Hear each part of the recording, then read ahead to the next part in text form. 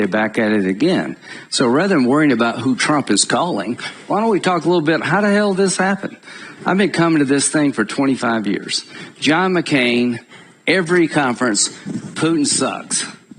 He's a liar. Oh, no, you got him wrong. Putin was here. All the people worried about the phone call, where were you when we needed to stop Putin? Why didn't he invade when Trump was president? Because he was afraid of Trump.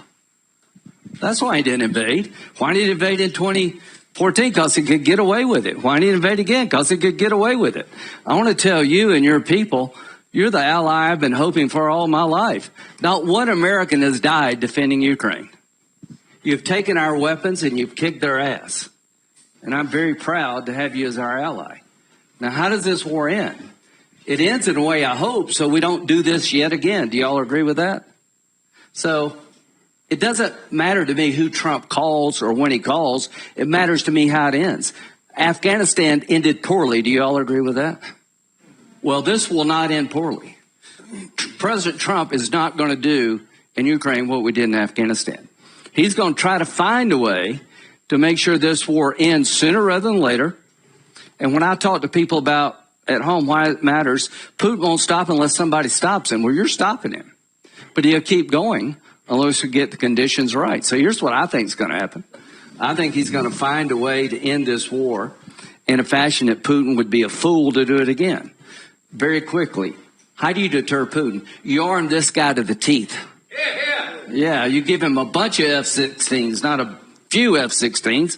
You give them ATACMs, you give them tanks, because they will fight. Remind me not to invade Ukraine, okay? It just doesn't work out well. So let's arm this guy. Let's do the minerals agreement so we'll have our American business interests. Putin doesn't understand what's going on. If we sign this minerals agreement, Putin is screwed because Trump will defend the deal. So the best thing that's going to happen here is he's going to do a deal with you, I hope, and he will defend America's interest. So this war is going to come to end, I hope, sooner rather than later, and it's going to come to end in a way where it won't happen again. I have every confidence in the world that Donald Trump will end this war in a way that there will be no third invasion of Ukraine. Senator, would you rule out NATO membership for Ukraine? I think NATO is ruling that out, not Donald Trump. I think there are members of NATO who are not going to let this man in. But I've got an idea. It comes from the art of the deal. If we can't agree they should be in NATO like right now, can we agree that if there's ever another invasion, the moment they invade, they go into NATO? Let Putin put them in NATO if he wants to. Think of that. If in 2014, we'd had an agreement where if there was another invasion, they would be in NATO. There would have never been an invasion in 2014. So what I think we let Putin know that if he ever does this again, they're going into NATO really quick. Senator Shaheen? Well, I agree. I don't think we should take NATO off the table. I think it's important for us to have as much leverage for Ukraine as possible going into any kind of a negotiation. So I agree with Senator Graham. We need to give them weapons. I think there's bipartisan support in Congress to do that. I think we need to make sure that NATO membership continues to be on the table. And we need to do everything. And we need to ensure that Ukraine is at the negotiating table. Because one of the mistakes in Afghanistan was that the Afghan government was not at the negotiating table when President Trump in his first term negotiated a peace agreement there. Senator Cornyn. Well, I think one mistake that Americans make sometimes is to assume that other people are just like them and don't recognize that a unique history and culture may affect the way that people like Vladimir Putin view the world. And it's clear that there's no cost-benefit analysis for Putin here because he's sacrificing hundreds of thousands of Russians on the battlefield, and now North Koreans dying by the thousands. And Putin doesn't seem to care, and the people of Russia don't seem to be holding him accountable, perhaps because they're only hearing one side of the story. So I think we need to recognize that Putin is driven by a vision of restoring the Russian Empire, and that's why I believe that he won't stop at Ukraine, and that's why it's so important that we must stop him together in Ukraine. But does a peace deal need to go back to the borders in 2014, the same borders? I think the peace deal needs to be something that this gentleman right here can sign proudly, and that, first of all, does justice to what happened to Ukraine. Just between Russia and Ukraine, the deal needs to provide that justice for Ukraine. Second, it needs to be structured in such a way that it sends a message that there is no next Ukraine, that Russia does not just move on to another country to play the same script. And the third thing is we need to set it up in such a way that when China is looking at this outcome and they look over at Taiwan, they think, maybe not such a great idea. And there's one thing I feel obliged to add, because we are Codell McCain. We still keep John's name. Partly that's out of affection, but partly it's out of honoring his commitment to hold fast to the Atlantic Alliance. And what I want people here to know is that, at least for the Senate, there is strong majority, super majority, in favor of supporting Ukraine, seeing this through, making sure this does not come off as a win for Putin and embolden him further. And while you will hear, obviously, other voices, there is a strong, big core of people like Dick Blumenthal, who's been in 6 times to Kyiv to, battle for this. There is a very strong reservoir of determination in the Senate to see this through, and it is a bipartisan reservoir of determination.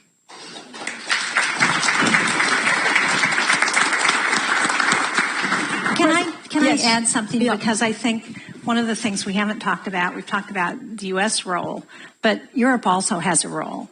The sanctions that we've put on Russia are a lot stronger if Europe is fully engaged in those sanctions. And Europe has also contributed to ensuring that Ukraine can defend itself. So we've got to remember that it's important for us to act together. Yeah, and what did we get wrong in 2014? What did we get wrong in 2014? Well, we didn't give Ukraine much weapons at all. We gave you a lot of blankets. So we didn't have the policy of giving you what you need to defend yourself, right? We didn't mention anything about the consequences of another invasion. We didn't seize the moment to integrate our economies by doing mineral deals. Everything we didn't do in 2014, we better do now.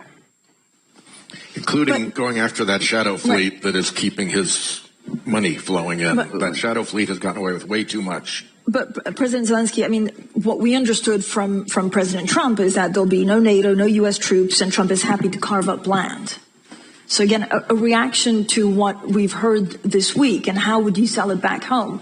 What's been the reaction in Ukraine?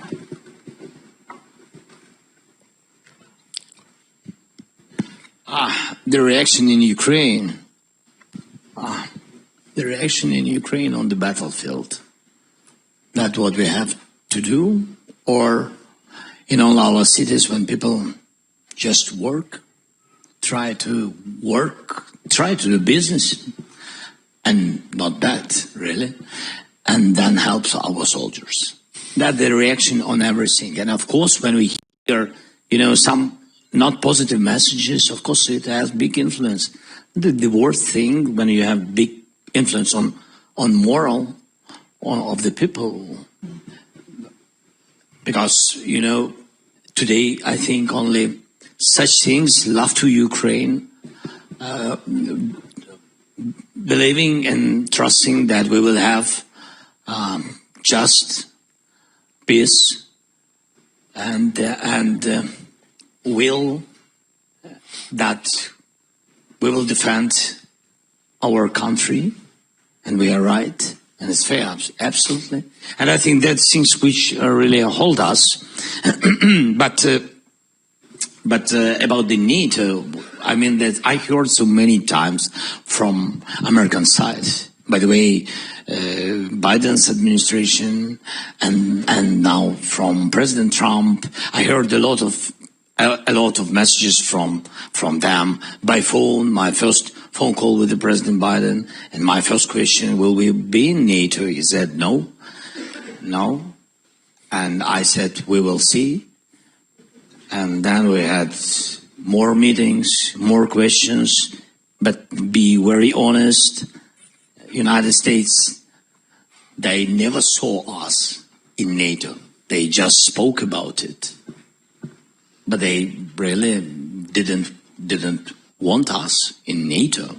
It's true. I'm not about people, and there are a lot of congressmen, yes, senators, it's true, who've been always in participation with our NATO will, but really on the level of leader of the country, on the level of president, never I heard it, but during my term, I never heard that we will be in NATO.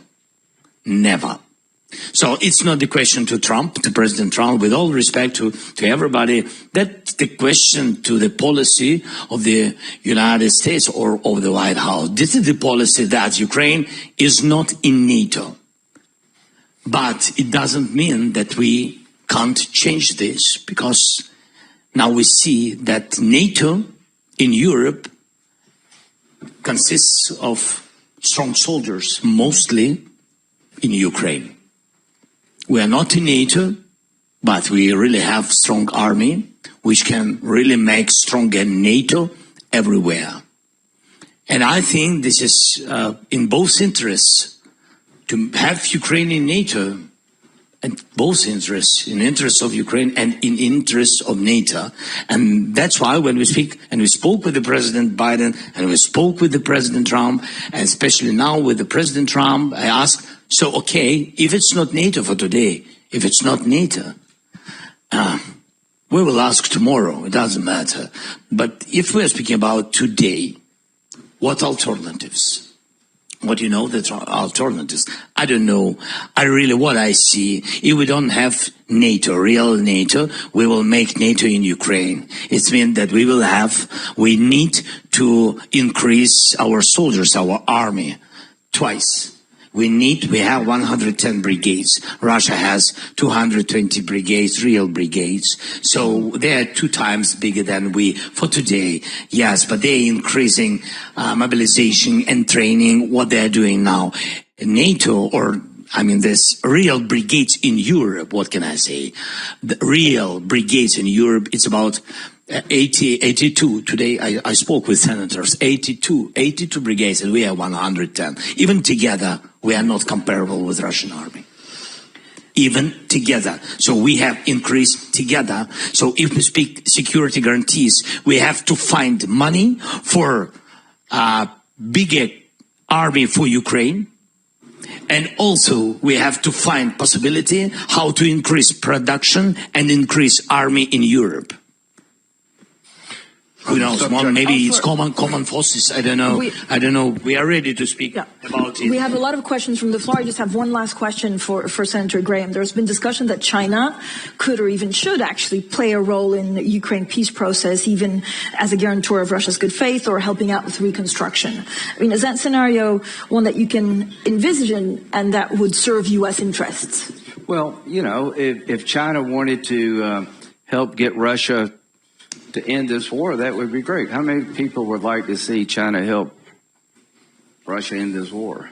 I don't know if they will or not, but I've got a bill called pre-invasion sanctions that if China invades Taiwan, we're going to have sanctions from hell and tell them what comes their way.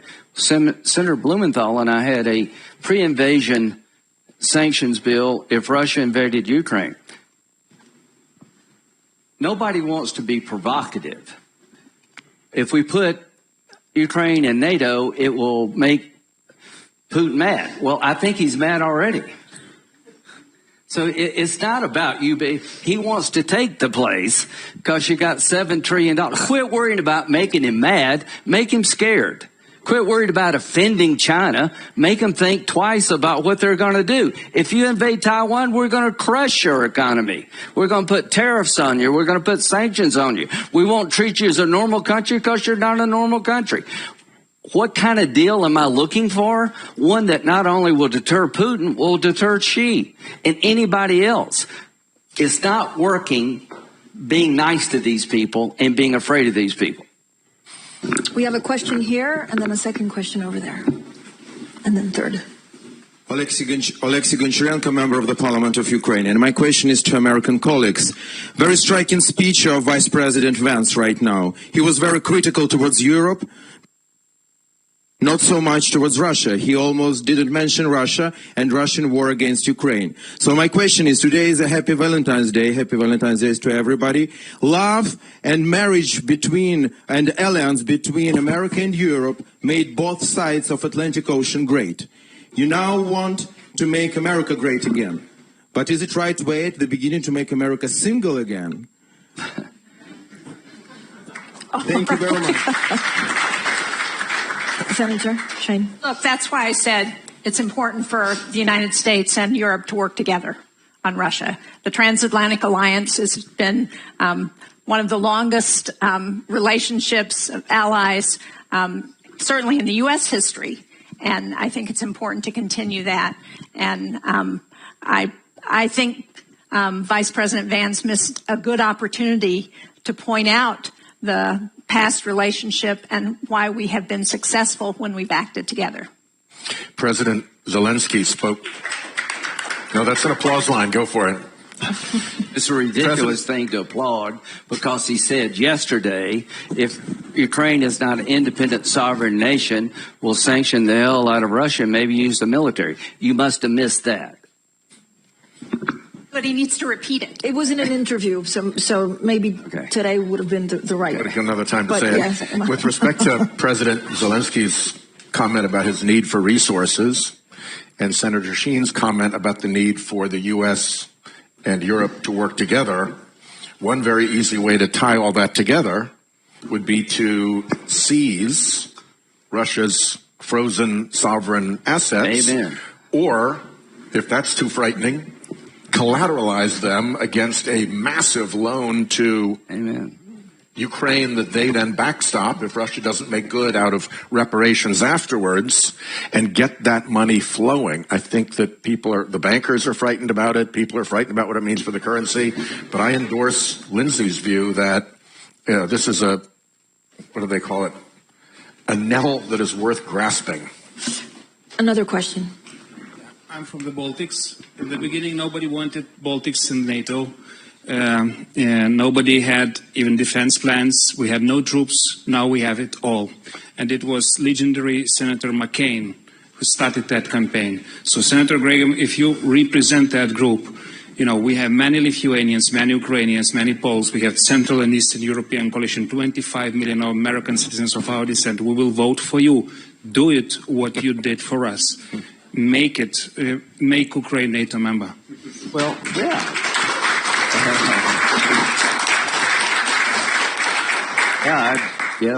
I'm okay with you being NATO. I'm just being honest with you. I think there are a few countries who are not. My idea is a little bit different. I want Putin to know if he ever does this again, you go into NATO right away. I want to take the mystery out of what happens if there's another invasion. You get sanctioned. There's a bunch of bad things coming your way. We'll have troops on the ground in Ukraine. We'll have American business interests. We'll have a Ukrainian military that nobody in their right mind wants to fight. But how about this idea? If we can't get this man in NATO, like right now, can we tell Putin, if you ever do this again, he's going in NATO, like right away? Do you think he'd do it if that was clear to him? I don't think he would. We have a question here. Trudy Rubin from... I think we can hear you. Yeah, it works fine. So I'm Trudy Rubin, columnist from the Philadelphia Inquirer. The President Zelensky has spoken about the need for absolute security guarantees.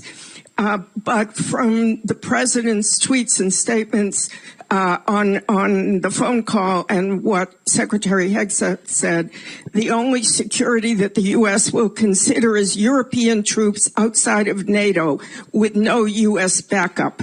So I would like to ask the President, would you need U.S. backup for any European force? And I'd like to ask the senators, especially Senator Graham, would you support U.S. backup for any European force, and would it have to be also backed up by NATO?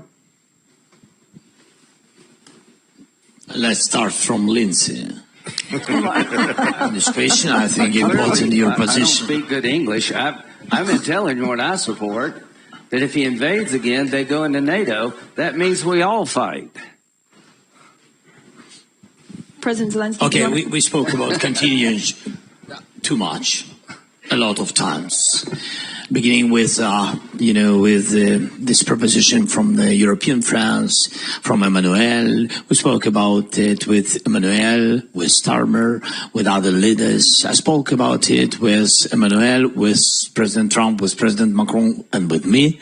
Yes, three of us, during our common visit to Paris. So we spoke about it a lot of times. First of all, I think that the United States need to be together with Europe supporting Ukraine. That's why it's a message to Putin. It's politically, not even with army, not because of the number of the troops. Politically, it's very important to stay together. And when it's security guarantees from the United States and Europe, it have to be together.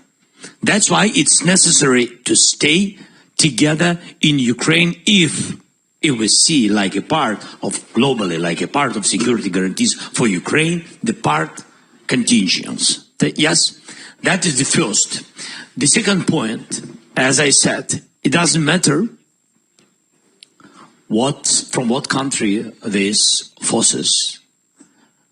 Anyway, we need 1.5 million army if we are not in NATO. If we really want to stop any after ceasefire or something like this, I don't know, this negotiation, if we really want not to be afraid the result of new occupation or new invasion of Russia. And this is real security guarantees. Yep.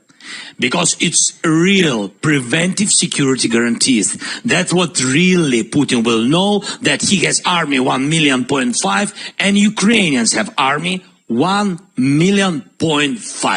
If he wants come and die, please. So I think this is really plan for security guarantees, and it's not against NATO. It's very supportive. Yes, you are not in NATO, but I think everybody will want after this, in some period of time, if it's not available for today for us, yes, to have such big army in NATO. Otherwise, this army will be bigger than other alliances and etc. I think it's good to have strong alliances.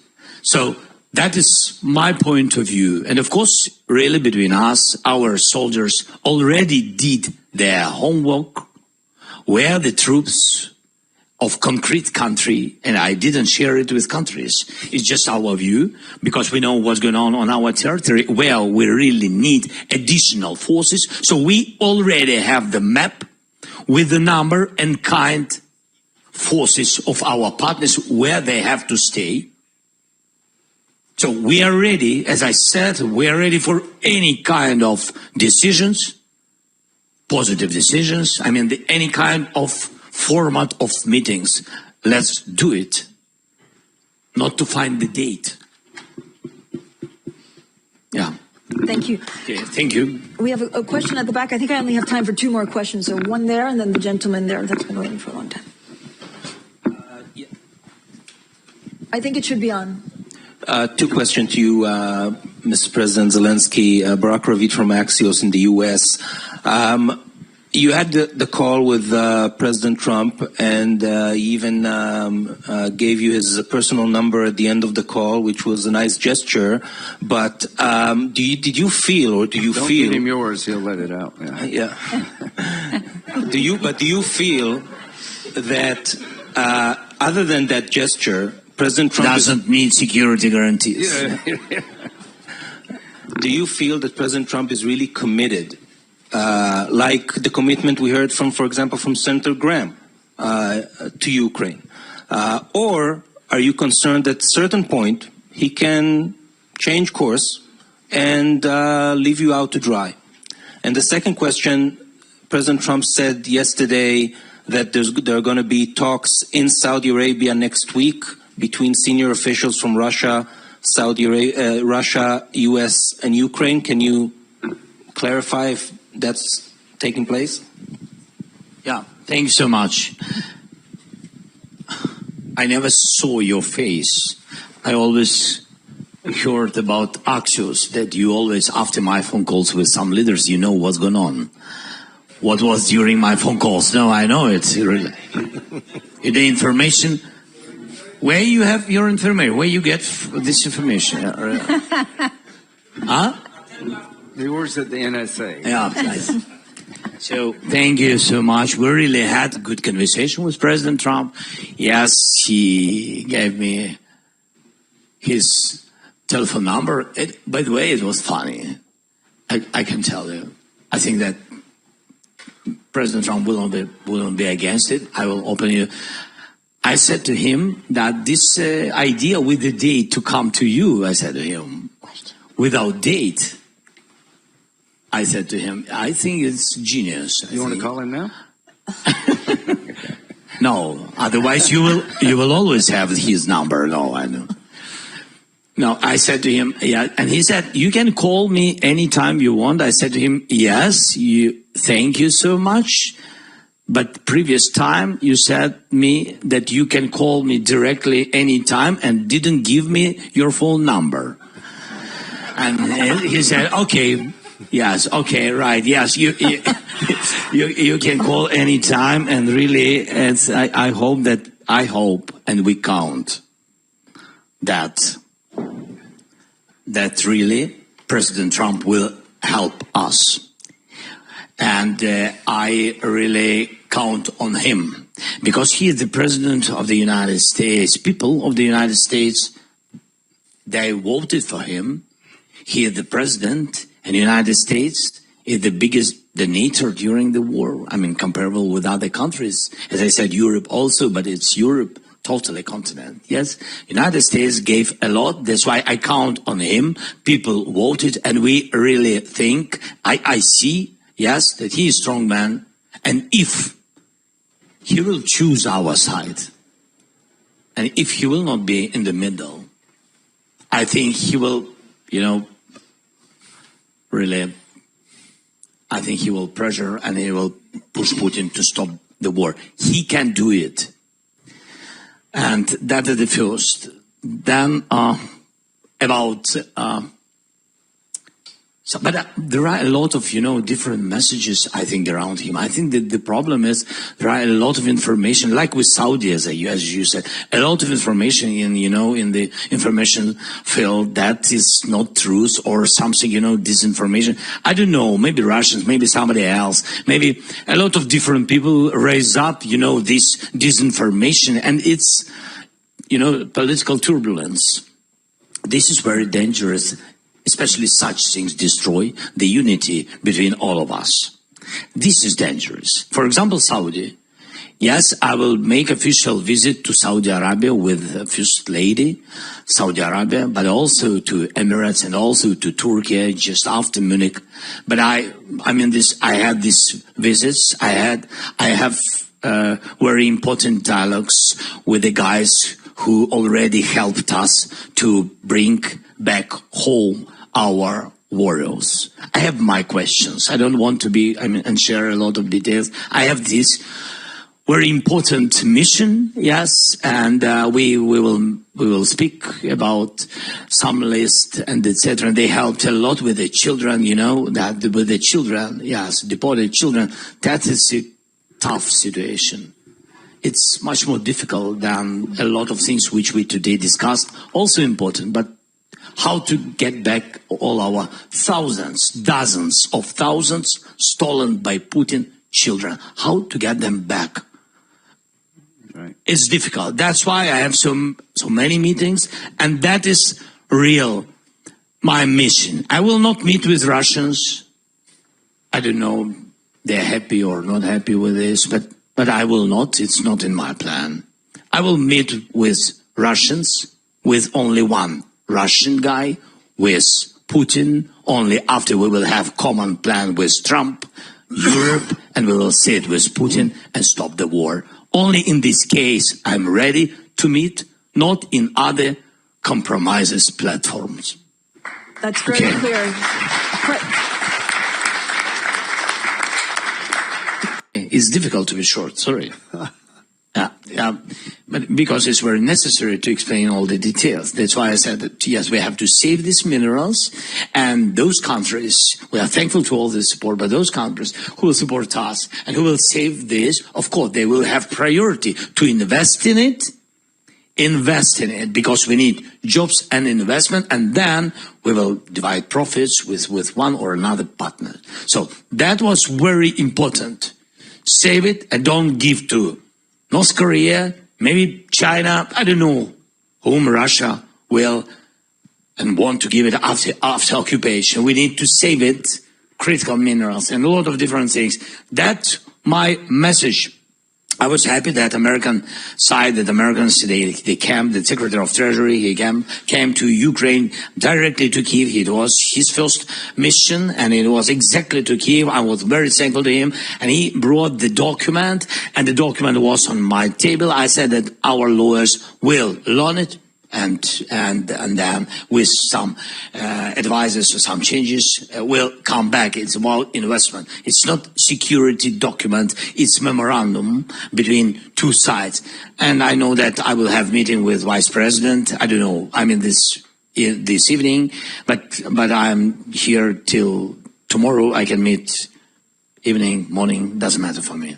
Like President Trump said. So you can come when you want. I'm always in Washington.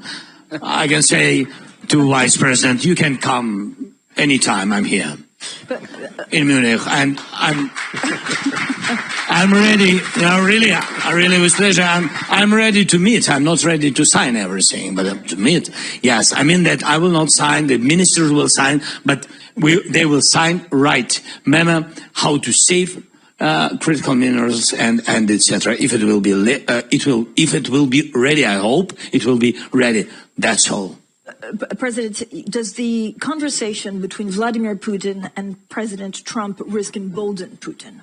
Right. So how do you view this specifically? Are there risks and dangers for the U.S.? Risk? What is it? Vladimir Putin and Donald Trump have spoken on the phone. You were briefed on the conversation. Is this a risk for yourself, of course, but also the U.S.? Phone calls between Putin and Trump was risk for United States? I think not risk for United States. I think for Trump, because he's stronger than Putin, I think so. I think risks for all the world. Because the priority is, we have much more risks than risk for the United States, with all respect, for all of us, with all the big guys.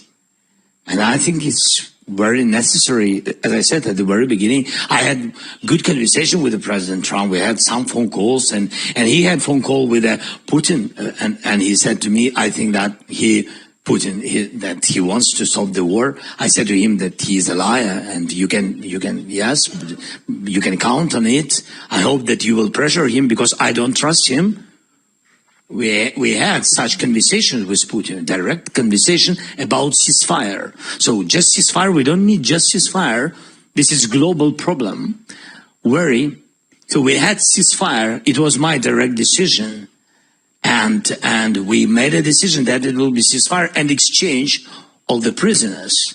And he didn't change all the prisoners. Yet we've been very happy. That was first step when we brought home more than 100 guys to their family. It was very necessary between us.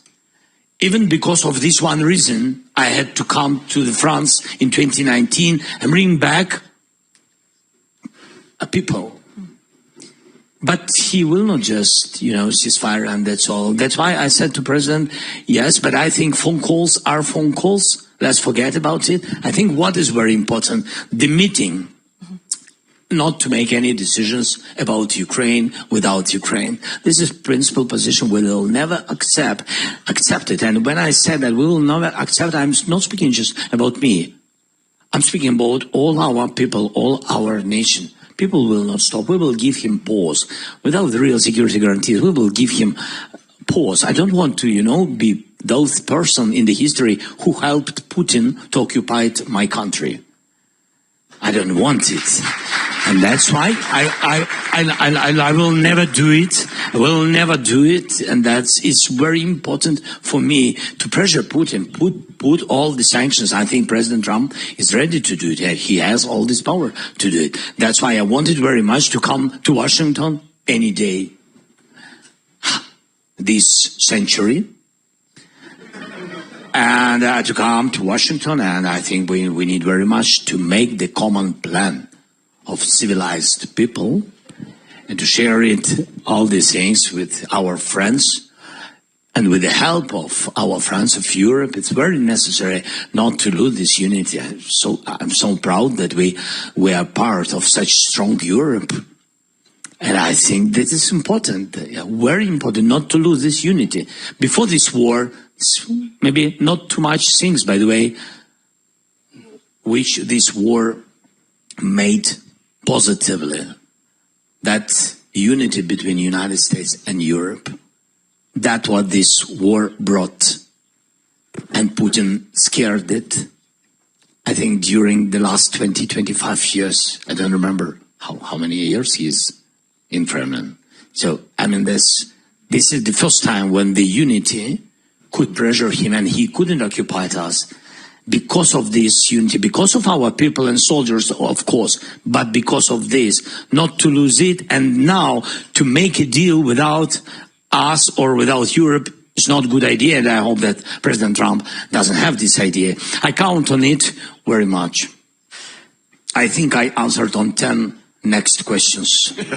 Sorry. I have 100 questions, but to the senators. Yeah, and maybe to the senators, please. To the senators, and maybe let's start with Senator Graham. Are you comfortable with a world in which the president seeks to do deals with authoritarian leaders like Putin or even China before consulting with longstanding allies like Germany and France? Yeah, I'm very okay with Trump talking to Putin. He talked to him. What I'm not okay with is the world losing deterrence. Why are we in this war? Okay, they invade in 2008 Georgia. They invade in 2014. They're back at it again. So rather than worrying about who Trump is calling, why don't we talk a little bit, how the hell did this happen? I've been coming to this thing for 25 years. John McCain, every conference, Putin sucks. He's a liar. Oh, no, you got him wrong. Putin was here. All the people worried about the phone call, where were you when we needed to stop Putin? Why didn't he invade when Trump was president? Because he was afraid of Trump. That's why he didn't invade. Why did he invade in 2014? Because he could get away with it. Why didn't he invade again? Because he could get away with it.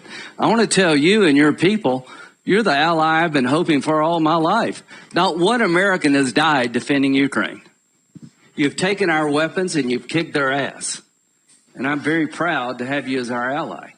Now, how does this war end?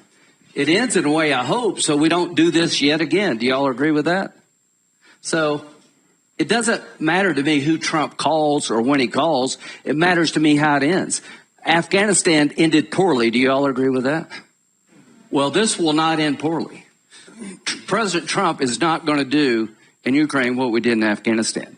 He's going to try to find a way to make sure this war ends sooner rather than later. And when I talk to people about at home why it matters, Putin won't stop unless somebody stops him. Well, you're stopping him. But he'll keep going unless we get the conditions right. So here's what I think is going to happen. I think he's going to find a way to end this war in a fashion that Putin would be a fool to do it again. Very quickly. How do you deter Putin? You arm this guy to the teeth. Yeah, you give him a bunch of F-16s, not a few F-16s. You give them ATACMs, you give them tanks, because they will fight. Remind me not to invade Ukraine, okay?